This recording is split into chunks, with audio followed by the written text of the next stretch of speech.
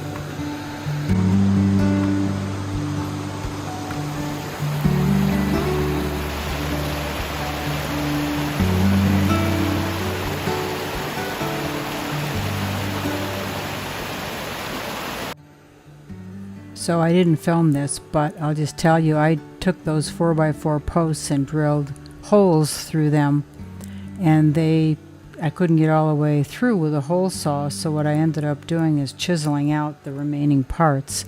but I was allowed to get the hole through. And then I screwed some long screws into the side of the 4x4 posts to hold the rope in place.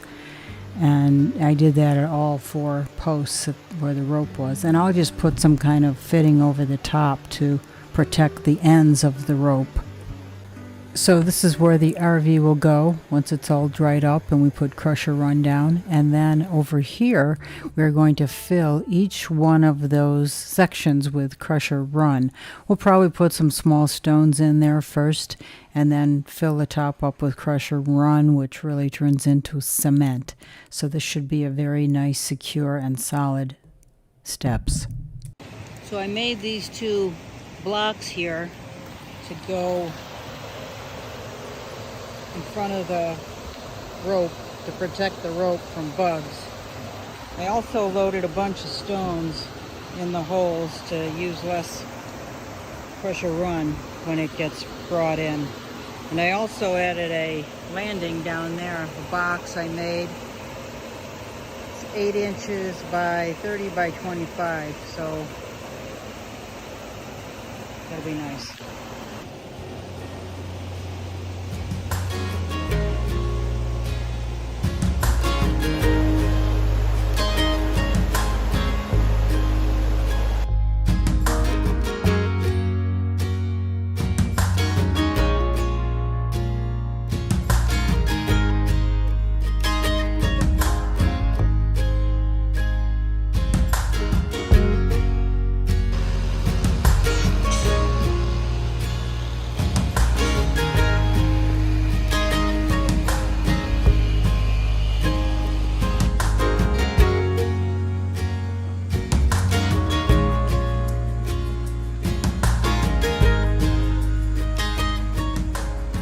So one day after this is weed whacked, it's pretty dried up, which is good.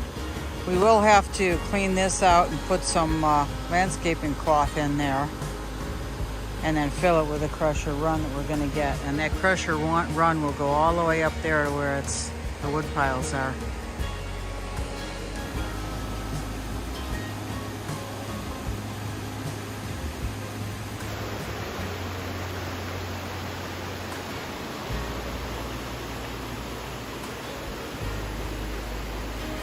We're gonna do grass all along this bank, and even down in here we'll be doing grass, because what grows up here is just prolific.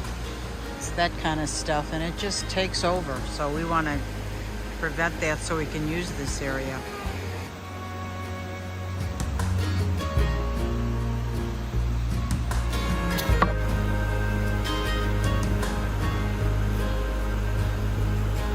Keeping our eyes out for snakes. Perfect.